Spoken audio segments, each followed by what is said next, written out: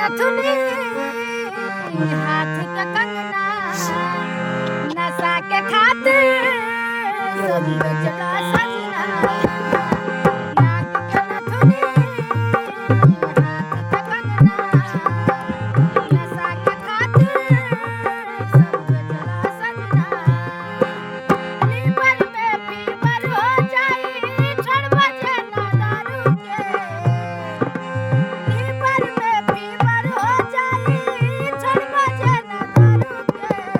मानल कर बात राजा अपन में हरारू के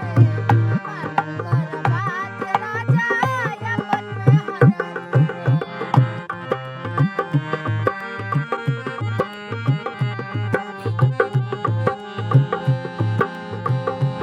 तोहसे परेशान भइल टोला मोहल्ला तोहरे पियाई के बा नैहरो में हल्ला तोहसे परेशान भइल टोला मोहल्ला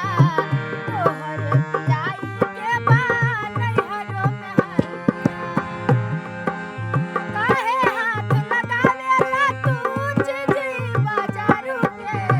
मानल कर बात राजा अपन में हरारू के मानल कर बात राजा अपन में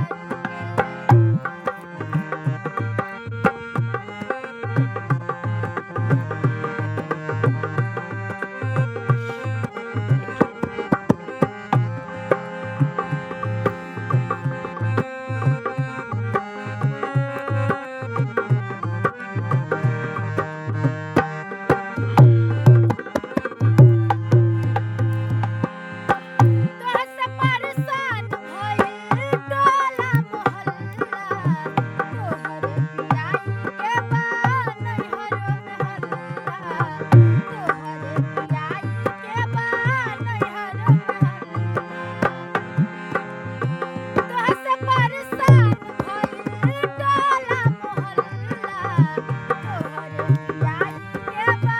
नैहरो में हल्ला तोहरे पियाई के बा नैहरो में हल्ला काहे हाथ लगावेला तू चीजी बाजारू के मानल कर बात राजा अपन में हरारू के मानल कर बात राजा अपन में हरारू के मानल कर बात राजा अपन में हरारू के